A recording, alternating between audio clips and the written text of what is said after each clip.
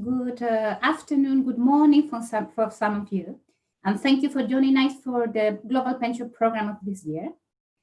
Buenos días o buenas tardes para los que se están uniendo a nuestra sesión de hoy. Es un placer tenerlos con nosotros. Before we start, I would like to go over a few technical issues that would be relevant for the session today. First, the presentation will be held in English. So if you are interested in getting the interpretation in Spanish, you can go to the bottom of your screen and you will see interpretation, and there you can choose the language, okay?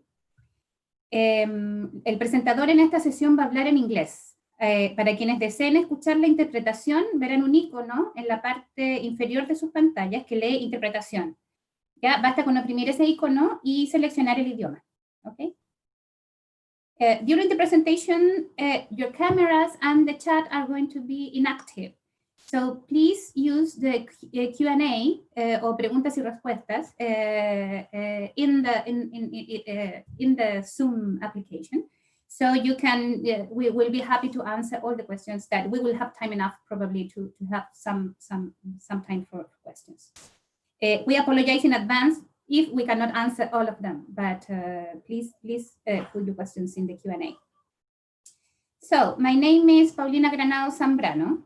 I am both the Executive Secretary of the International Association of Pension Funds Regulators, IOS. No, mi amor, go. And also I am the head of research of the Chilean Pension Regulatory Authority. And today I will be serving as the moderator of this panel. To start, we would like to have a sense of who are you with us today. So we are sharing a little poll that you can help us to answer, okay? It will pop up in your screen now.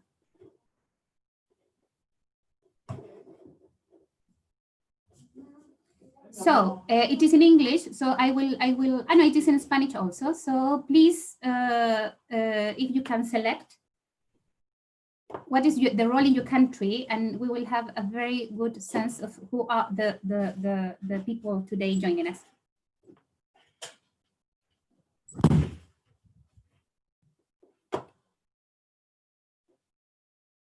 I think you have to put send in the bottom of the window.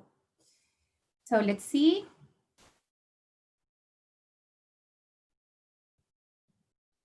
Okay, so we have mainly people from the public sector and second private sector participants, and we have a proportion of students also and professors from academia. So welcome everybody, and I will proceed to introduce our speaker today. Okay, so we have the pleasure to have today William Price to share with us very important insights coming from behavioral economics and the impact on better policies. William Price is a global pension expert and CEO of D3P Global. He has worked for the World Bank, UK Treasury, UK Pension Regulator, and collaborated with the OECD and the International Organization of Pensions. His work with governments around the world focuses on regulation and supervision, market structure, and investment strategy for the accumulation and payout phases of pensions. He co-created the outcome-based assessment and outcomes and risk-based supervision models for pensions, and has published extensively, including the book, Saving the Next Billion from Old Age Poverty. An economist by training, his career includes 3 badges as private secretary to the UK Finance Minister, leading the Assets, Savings and Wealth team at the UK Treasury, and as head of policy and programs at the UK Pension Regulator. His financial policy, His financial expertise combines with past roles on development, macroeconomics, and growth. As well as CEO of D3P Global, he is currently a program leader and advisor board member of the Insurance and Pension Program of the Toronto Centre for Global Leadership in Financial Supervision and an ambassador for the Transparency Task Force. He gained his first degree from Oxford University and has a master's in economics from University College of London. So thanks a lot, William, for being with us today. And please, the floor is yours. Well, thank you very much for that kind invitation. And can I thank you, AOS, and the BID and Novasta and LSE for this great opportunity.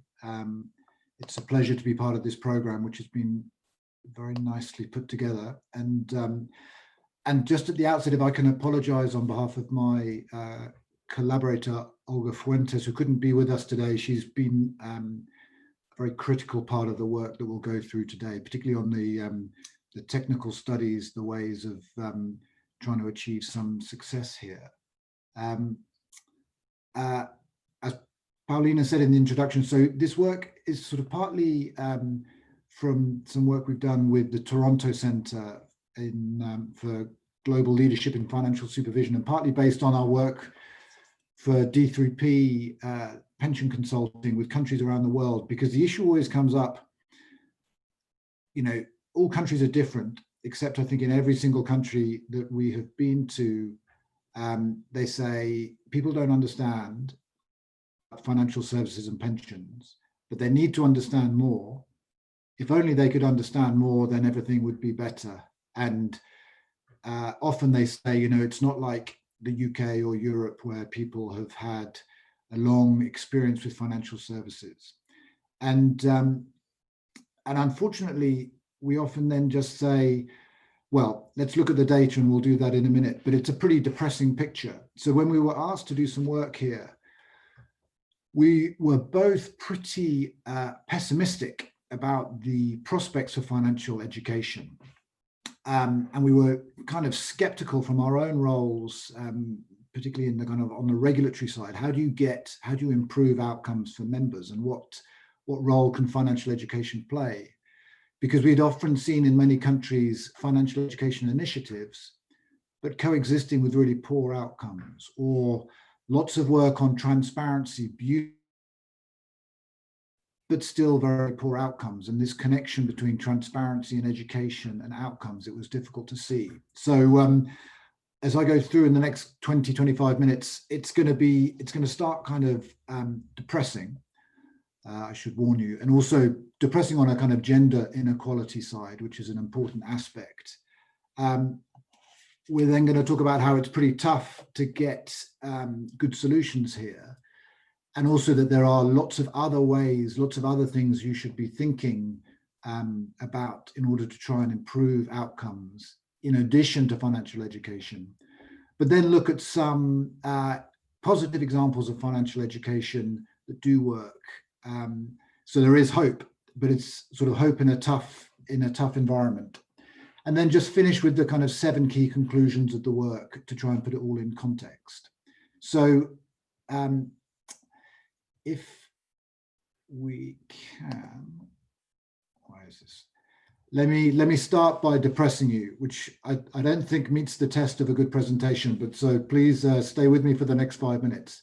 So I mentioned about people saying, well, in my country, people don't really understand finance or pensions, but it's better elsewhere. And, you know, it's true to a certain extent. So you see here the globe, the darker blue is where there are countries that can answer 3 out of 4 simple financial questions. And they are questions about, you know, do they understand about inflation, meaning money's worth less tomorrow? Do they understand about interest rates?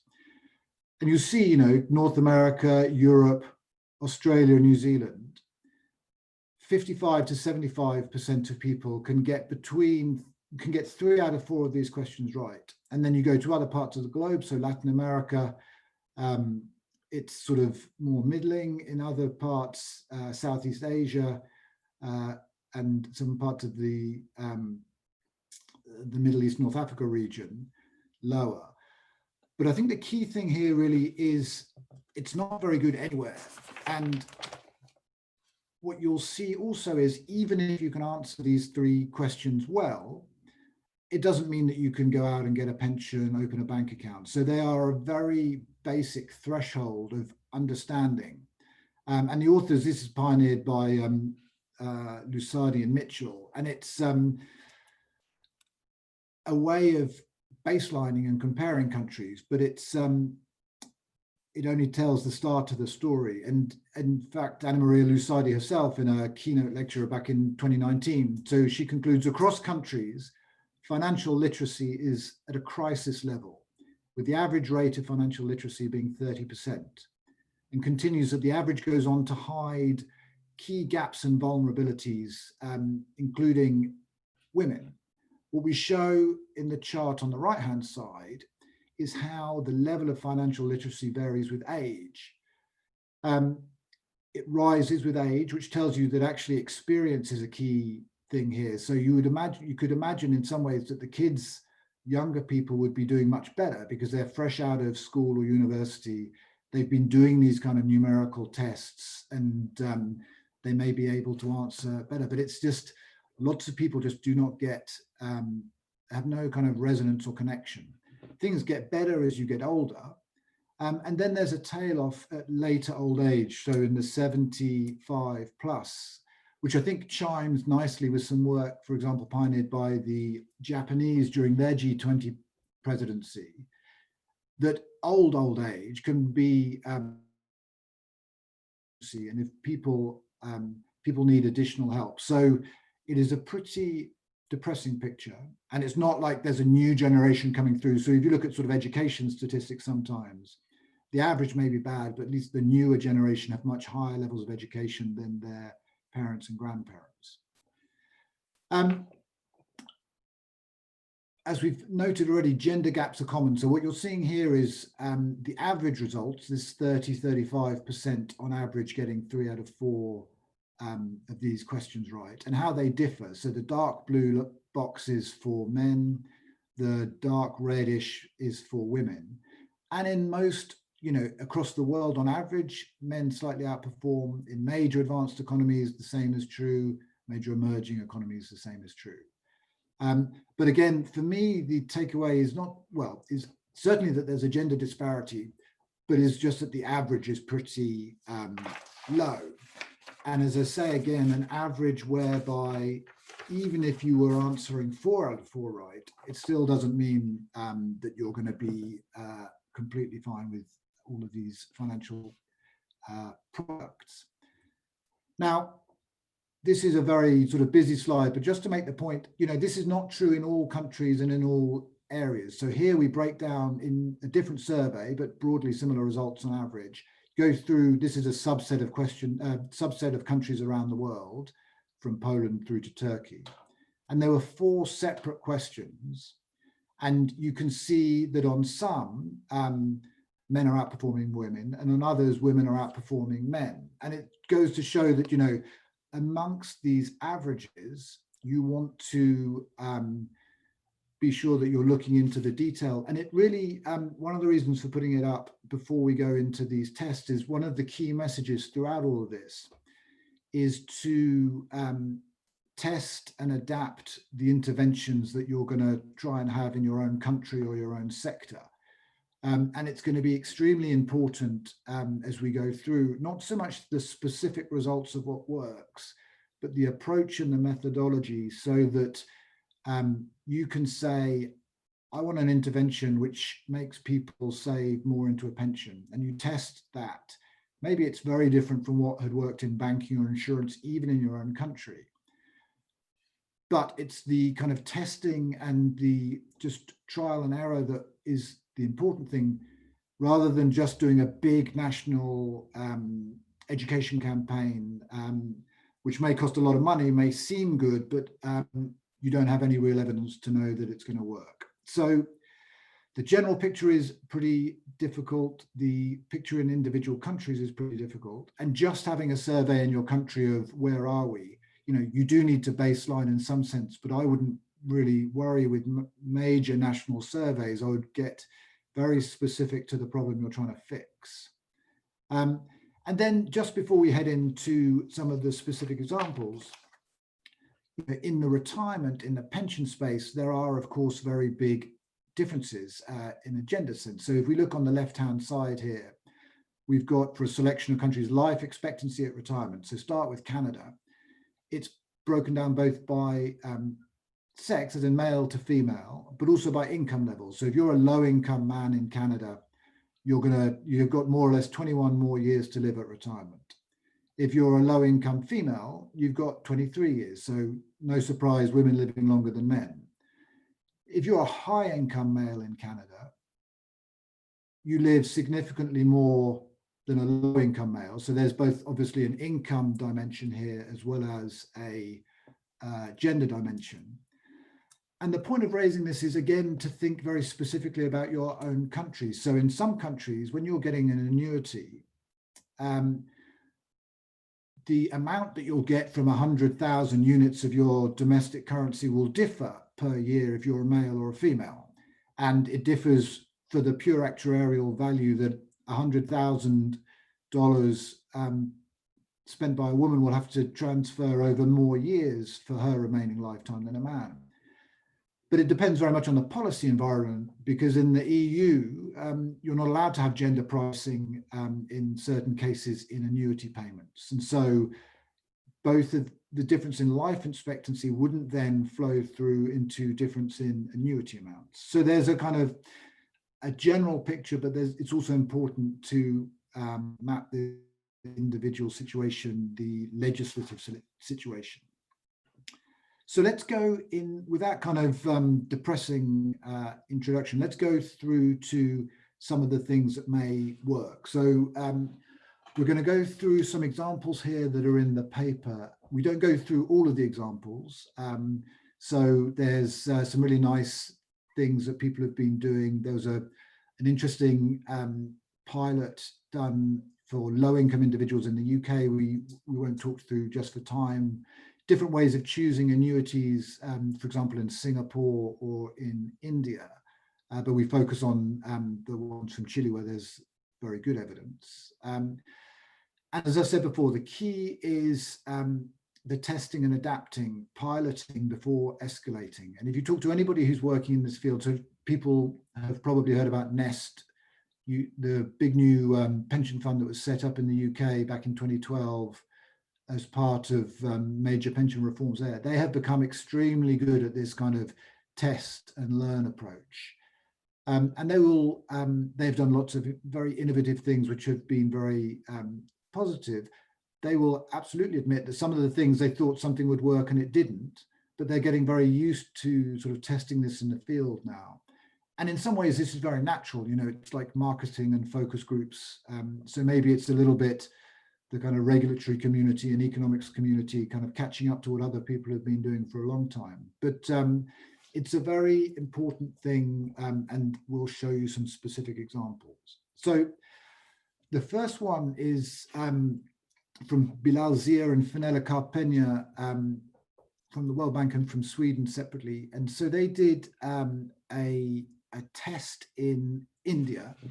And what they were testing is different interventions in different scenarios. So they first of all have a survey of the level of people's numeracy, their financial awareness, and their attitudes. And then they have different interventions, so none, as in a control group,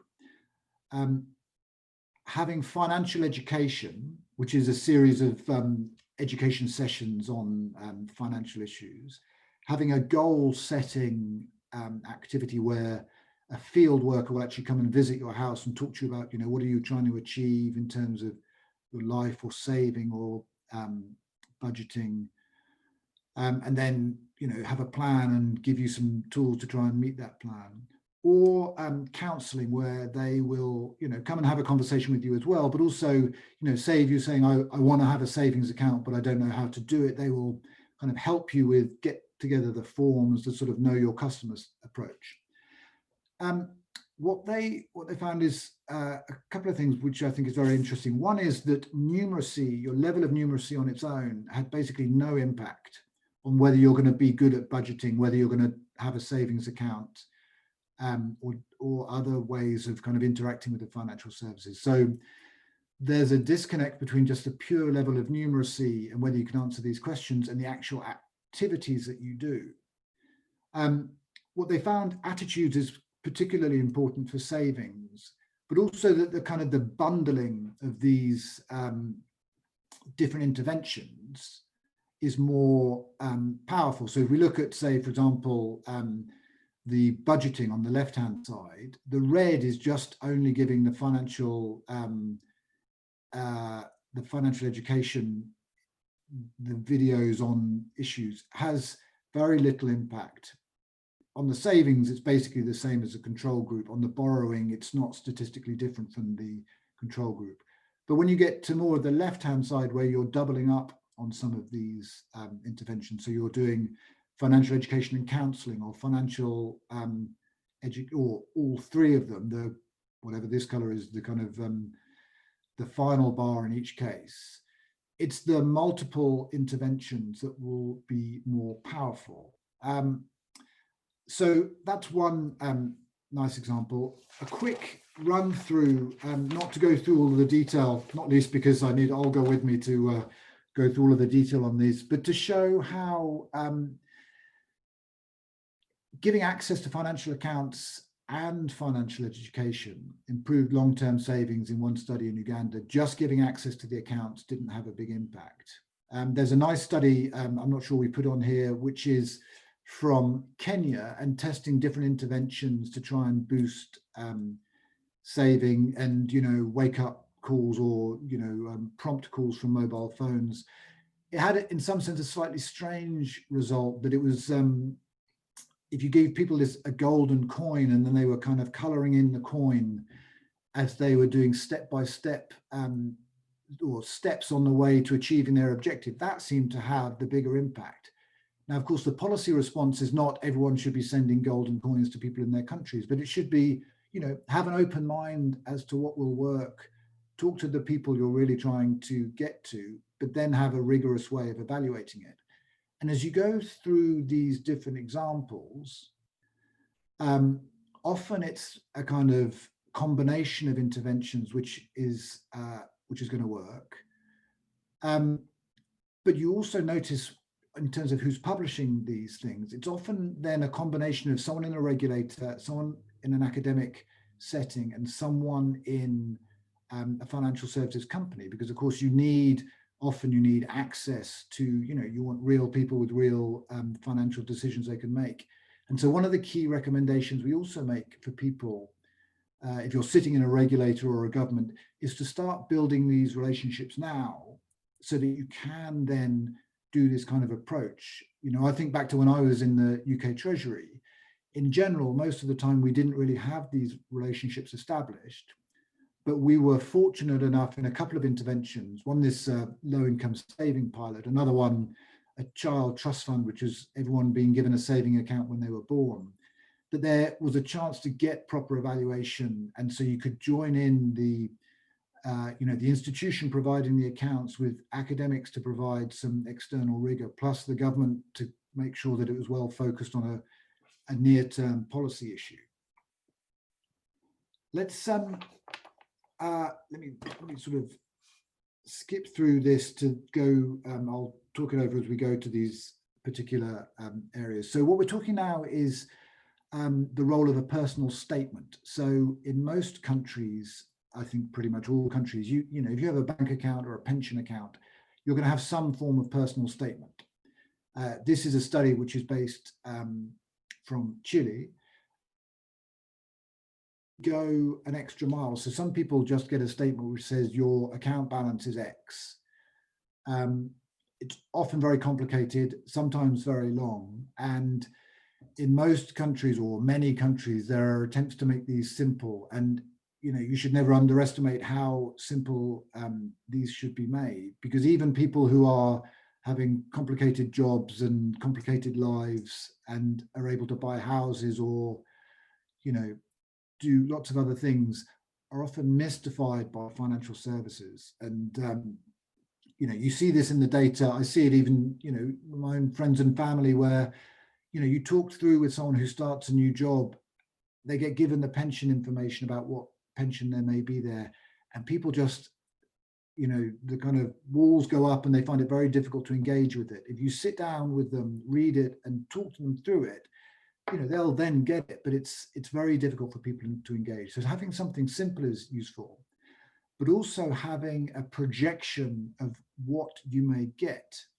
can also be useful to to show people, here's where you are, here's where you may get to, and what's the potential benefit if you make more contributions or you delay your retirement.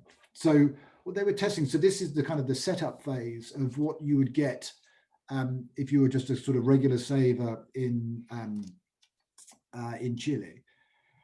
And then they started working on the pension simulator. So it's an interactive tool to promote long-term savings. And so this was way, if people accessed the tool in the website, the SP, the Chilean regulator, you have to put in certain characteristics, so your age and your sex and your salary. So in a kind of gender-based way, this is implicit in the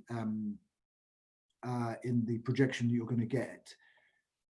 And you'll then get a projection as what you're likely to get, and a range, a positive and negative range. But it will also tell you, what you will get if you retire a little later, or if you can increase your voluntary spending, and also difference in investment. And the study then did is to try and test is there different ways in which you can manipulate in a good way the presentation of this data to try and have an impact. So there was a study with the Chilean pension regulator and JPAL, which is a sort of well-funded and innovative group who work in this area. Random experiments, so an important part of trying to work out what works throughout all of these examples. The same thing I should have said for the first study we spent some time on. It was random assignment, so you're trying to get under the skin of what's really going on, and giving customized projections for the treatment group alongside just general advice on pensions. And overall, so this is where after lots of depressing discussion we do get to some of the positive. Overall, positive and significant effect on voluntary contributions, and a 12.6% increase during the 12-month observation period. A note of caution, because the impacts of things like contributing extra begin to disappear after the 9th month of the intervention.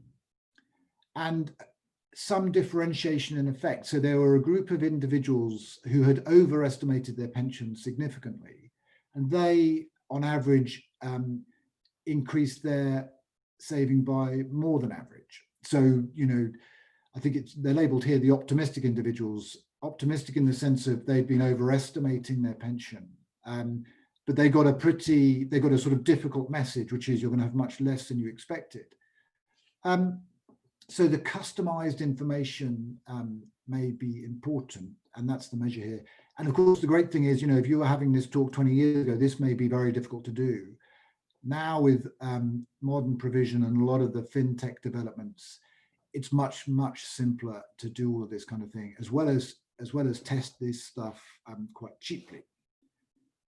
Another aspect that people may be familiar with in terms of the Chilean market is choosing an annuity. So already it was made as easy as possible for people in terms of you get this, the Scompas people know, you get you input your data and then you get offers from different pension companies. But one of the strange things, even though that had improved the market and is much better than in many countries where people, in my home country in the UK, before, well, even now, but you could do what they called an open market operation. So you'd have your provider and you could then very simply get the different payouts that different providers would offer you, but it was more like a sort of information thing, but you'd still then have to find the provider and make the choice. And so lots of people just chose the provider who they had their savings with to then get their payout vehicle, even if it would cost them 20% of the income going forward. So even if they were giving up a lot of money, the default, the inertia that we know from the behavioral economics literature overwhelmed quite significant excess payoffs. So in Chile, within the SCOMP, they were, the regulator was seeing that lots of people were not taking the best offer. And so one of the things they did is just change the way they presented it. and using some of the behavioral economics ideas of people are more worried about losses than they are about gains, talked about the annual loss. So the top one is how much you're going to get in pesos. And then the other ones, as you go down, different companies offering progressively lower rates. But let's talk then about the annual loss. So there's a monthly peso, which is kind of people thinking about their monthly income relative to their salary, if they were lucky to work. But then an annual loss, so they can see it in a bit more, it's a bigger number rather than just thinking of a small difference, 20 pesos a month. Well, 240 pesos a year, you may begin to see that as something meaningful and something you don't want to lose. So this is a hypothesis, but then fortunately you're able to test it. And as you can see at the bottom, the treatment effect increased the percentage of the sample selecting the highest offer to almost 60% from 25% in the control group. And I think this is also a very nice way of sort of illustrating the scale of the problem. So even in a good system with an auction, with one of the simplest ways of choosing the best offer in the world, still only 25% of people chose the best offer. They have some loyalty, maybe they worry about who's exactly the highest. But you could increase this to 60%. And so that's a very significant impact, which has a very important final pension and will last a very long time. Now, as I say, there are other examples in the paper, but just for time, we're going to skip through them. I want to just mention a few issues on the gender side before. So we've seen financial literacy tends to be lower for women and also for younger people. We also know that women tend to have lower labour market participation compared to men. So in a contributory pension system, that will lead to lower outcomes, unless there are offsetting features in terms of the way that you give incentives, or you have requirements that there's a pension income product where joint pension. So say the man has a higher pension, it would be that there would be a survivor pension for the spouse once the man died, or vice versa.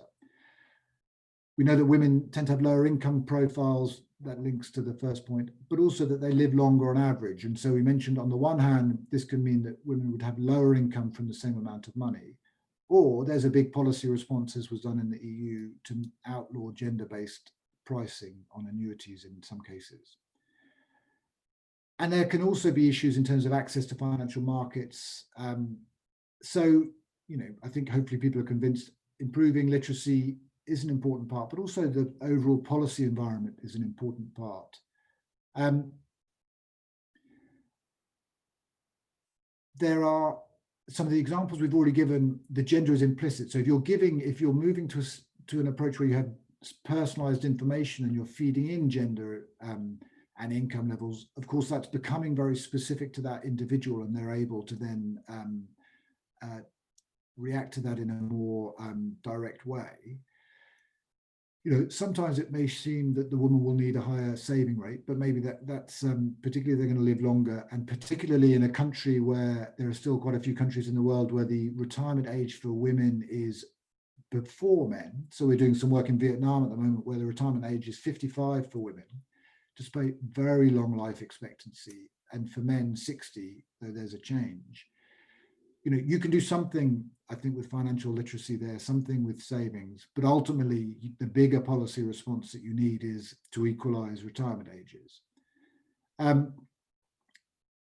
In a particular country, we did some work in India with our colleagues at Pinbox, where we did have differential sort of gender specific training. So you would have women's only sessions, and that would be certainly something worth trying. And trying and testing, maybe it will be fantastically important, maybe it won't, but trying different ways of getting over these messages.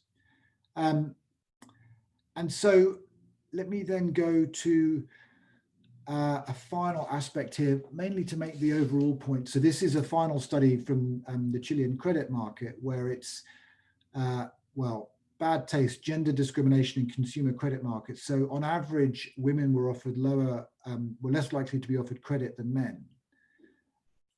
And then even when the evidence was shown that women were better or similar or better credit risks than the men, there was still some discrimination. And so I guess after going through with some optimistic results, I think we also want to be clear that there are clearly much broader societal issues here that you are not only going to overcome with financial education. So it would be sort of part of the toolkit, but to be realistic. And so let me then conclude with the final 2 slides on a quick run through of the overall 7 key messages from the study that we performed. So number 1, supervisors should have financial literacy initiatives, but only as part of an integrated risk-based supervisory assessment framework. Think about all of the risks, all of the potential mitigations, and just have a very hard-headed look. Where do we think financial literacy will be better than some of the other things that we can do? If it is, fantastic. But I think we see probably too few initiatives which are specific and tested and very, I suppose, very analytical from that point of view, but also very targeted on the group you want to change, and too many where there's just general interventions. Number 2, which is basically the thrust of what we've been going through, build in this test, evaluate, adapt design. Number 3, develop the partnerships now, because it takes a little bit of time to get a partnership which can then, gain, simple things like confidentiality agreements with a private company on the use of the data and how to anonymize, and to make sure that you can then do this repeatedly. Number 4, look for interventions which are not standalone, but combined with other improvements. So I haven't talked very much about this, but it looks like it's much easier to do a financial intervention if you're having a major policy change. So in the UK case there, when they introduced auto enrollment, there was a massive campaign called I'm In, which is you're going to be added to a pension, stay in, don't leave. It's a very simple message. The I'm in, anyone can understand. And then they just had everybody from, pop stars to footballers to ordinary people saying that they're in, that they're going to stay in. And there were very, very low opt-out rates. The expectation was that 30% of people would opt out. And in the end, under 10% of people did. That, for me, is a brilliant financial literacy intervention. It's not going to make people great on tests. Take a real decision which will long-term improve their financial well-being. Number 5, avoid broad-based generic financial education in a classroom setting for adults. However, number 6, there's some evidence, and there's a nice study from the IBD or the BID, I think from Peru, where there were interventions and you could have a positive impact.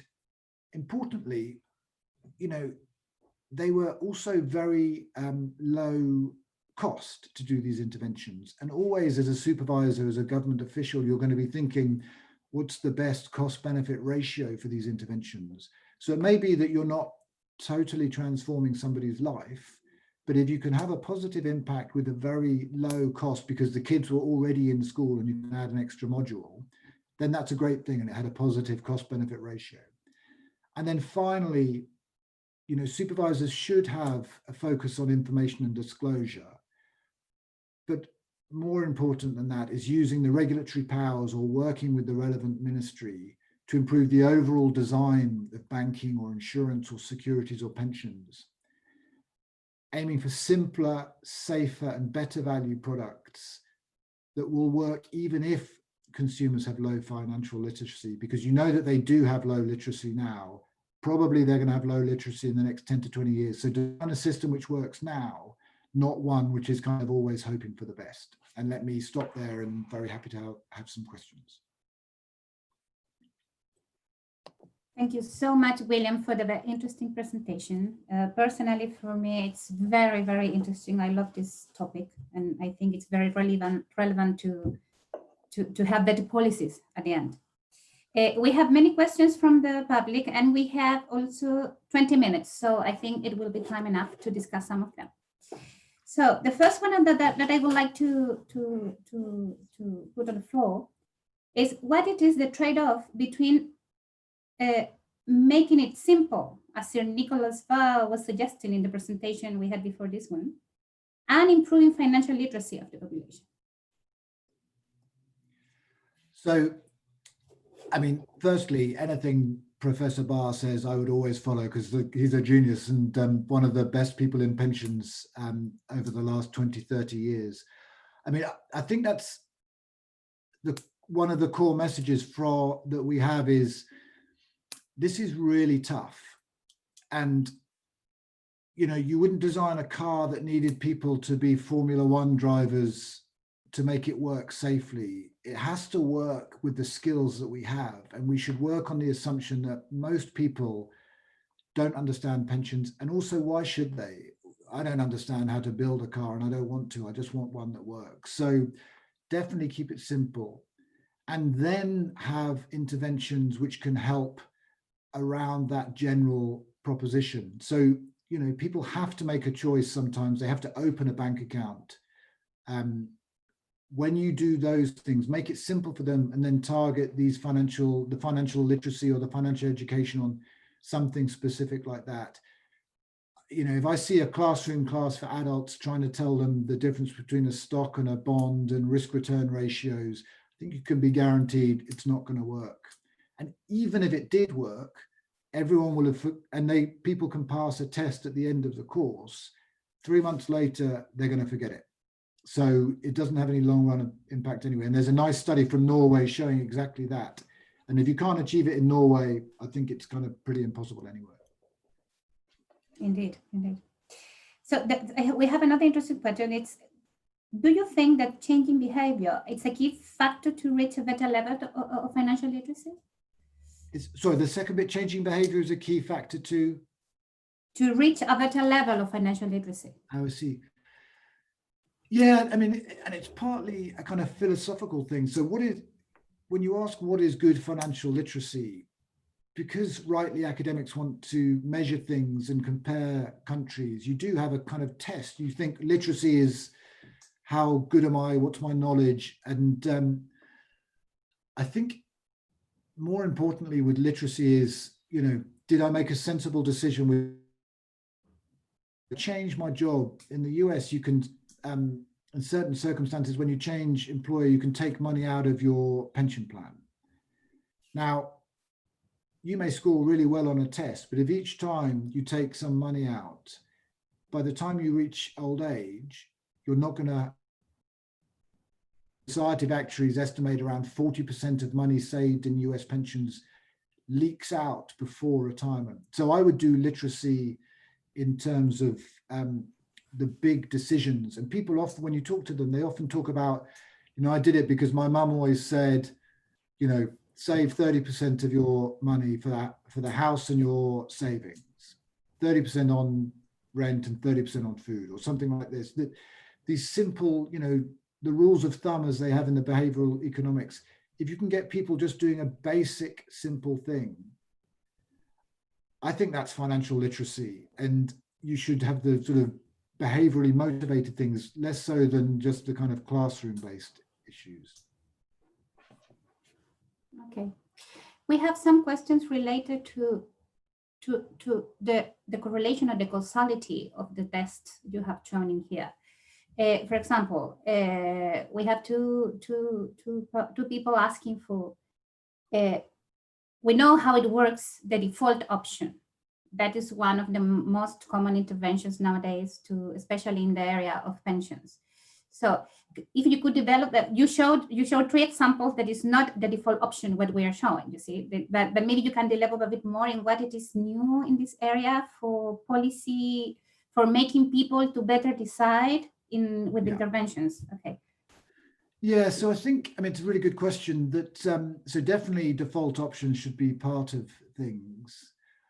But the question is, so what is the default option? So if you look at the study from Chile on the annuity choice, already the default is for the certain group to go into the SCOMP, to have an auction on the annuity option between the different countries. So they have a good default option, if you like, in terms of the choice of retirement income. But despite the choices where there was some choice still to make that people were making were not as good as they were expecting. So in some sense, if you think about the UK before 2015, the default effectively was you should have an annuity. So you think, oh, it's good. We've built in a good default in our system.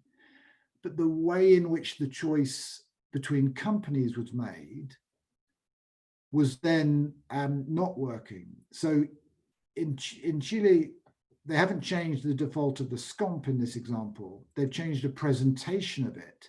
And the changing of the presentation is the new thing, so that even within the same default option, you can then have improved outcomes. But I think it does highlight also an interesting issue in terms of the default options, because it's the choice between different providers, or you could have a default where everyone has to have a long-term savings, but you could investment policy, you could choose between, I don't know, high, medium or low risk. As soon as there's a significant element of choice, even within a kind of broad default option, people find that very difficult. And so there's an example we didn't show on data from Sweden, that in the early stages, it was a mandatory system, second pillar, where you had to go in and you had to contribute. So again, the default option effectively is you have to contribute to a pension, but then you could choose among pension funds. And there were quite high levels of choice early on, with a massive amount of financial literacy programs and publicity. And I think around about up to 70% of people made a choice between provider. And over time, they realized it basically wasn't adding any value. And they introduced a second default, if you like. The default option is you must save, it's mandatory. And there's a default AP7 or AP SAFA, which is an investment fund that you can go into. Well over 90% of people go into it. So I think that's the second message. If there are some defaults where there's still a choice to make, personally, I wouldn't have the choice even within a default. So it's like a sort of default plus default, because it's, you risk losing some of the benefits if you still have a choice within the kind of broad default option. Yeah, I do. Okay, we have two other questions that I think depart a bit from the key message of the presentation, but they're interesting anyway. That I will put it on the floor now. In your opinion, which are the most relevant factors that determine the level of financial literacy that a person has compared to another one? Well, that's very good. So inevitably, this is going to be a kind of a broad question, and I'm slightly contradicting myself, because one of the things we say, you've got a test in your own country, and it could be a regional difference, or difference in industry. What you tend to find in the link to parental occupation. So if you grew up in a household where there's somebody who kind of understood these things, and you live and you see that people were making good decisions, and so there's partly you get it passed on by parents or a grandparent.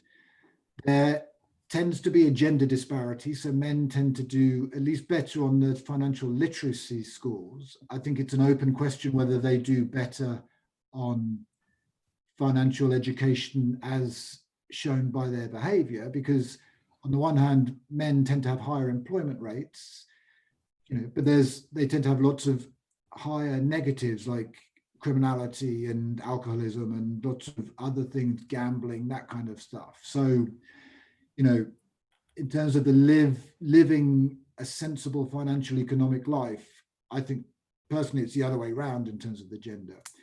There's typically an education component, so people with a higher level of education will tend to do better on these tests.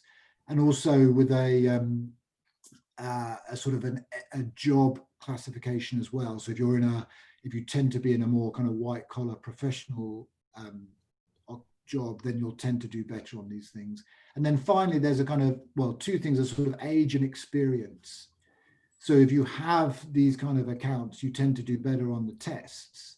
But there's an interesting study where they kind of try and test the causality there, because they're saying, oh, so you're only doing better on the banking questions because you already have bank accounts.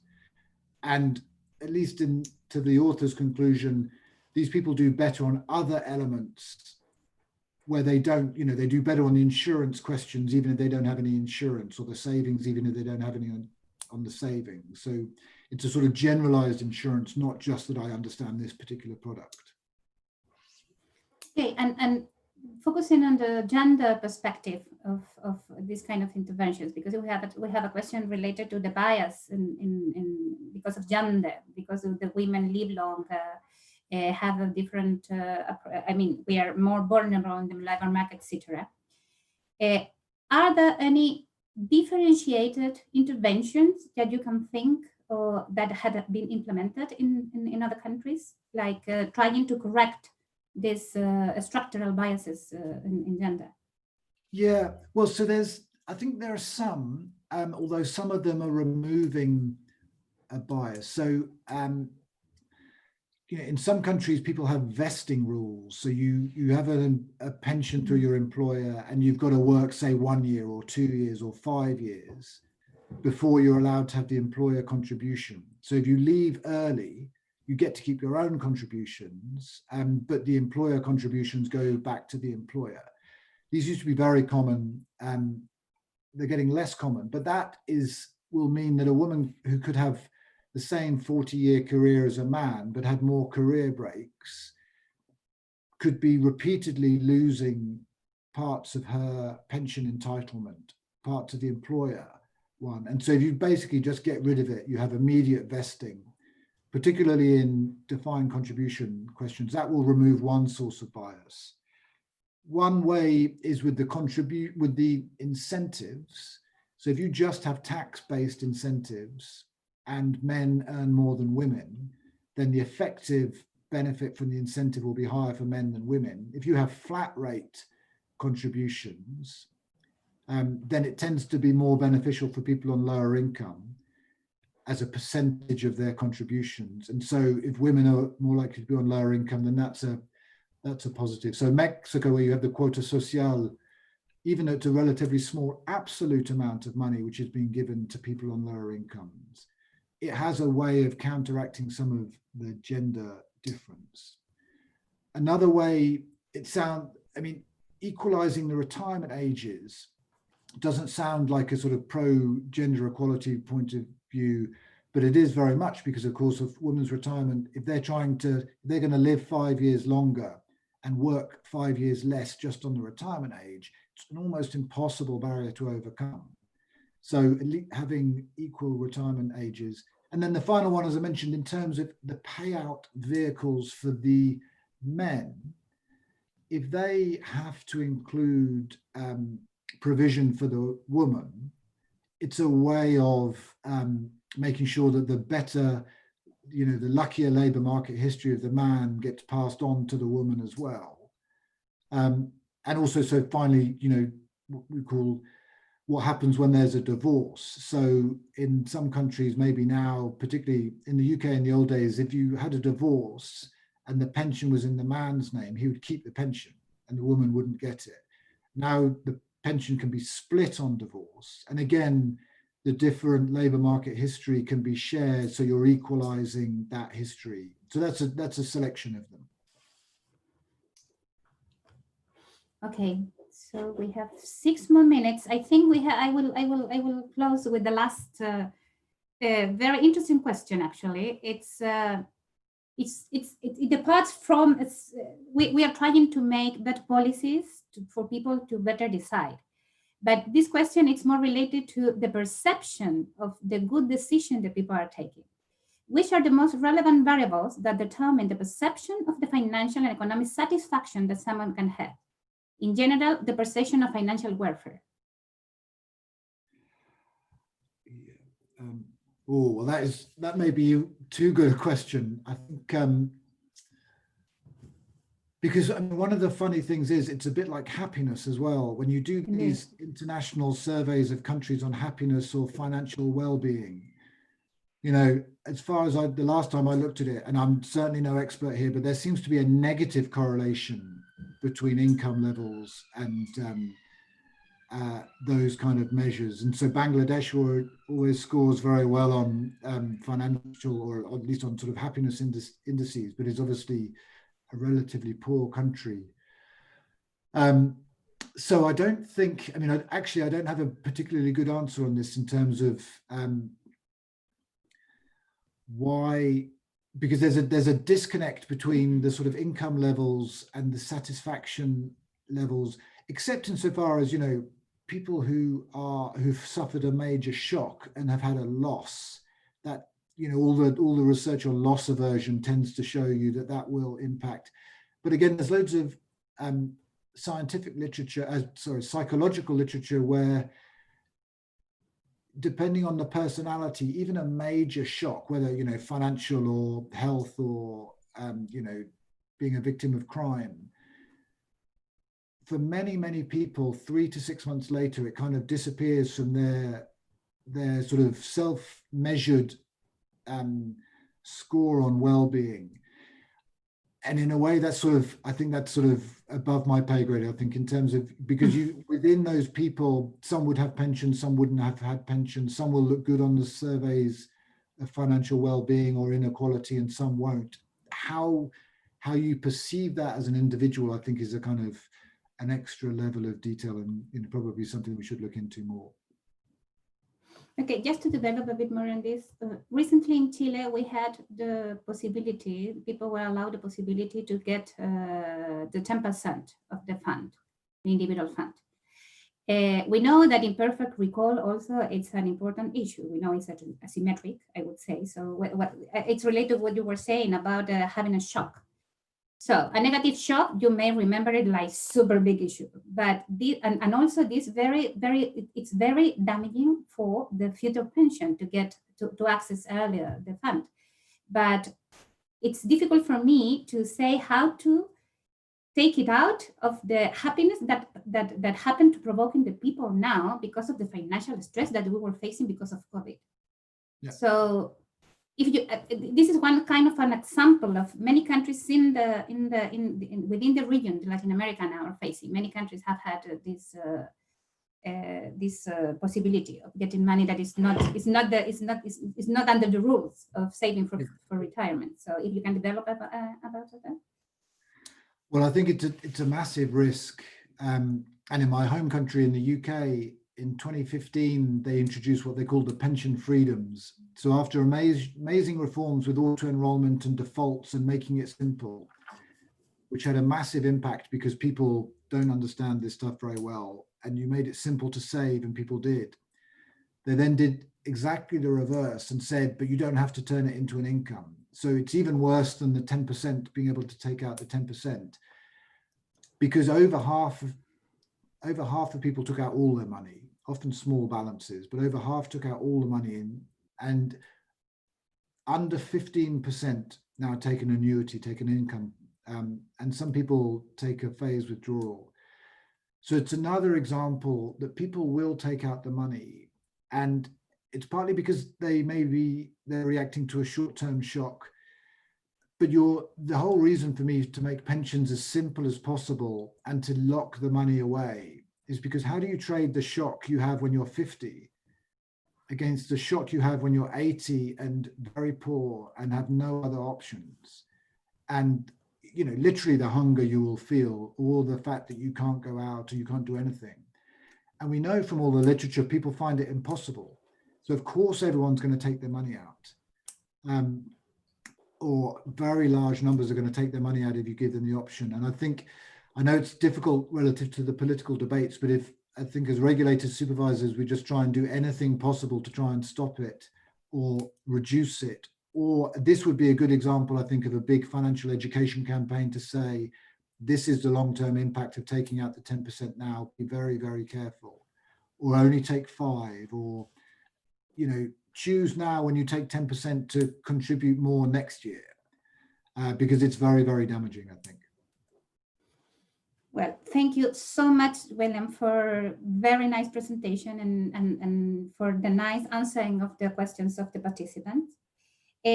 I would like to remind all the participants that the recording of this session will be made available online in the program website shortly. So in case you want to share it or you want to listen to it again.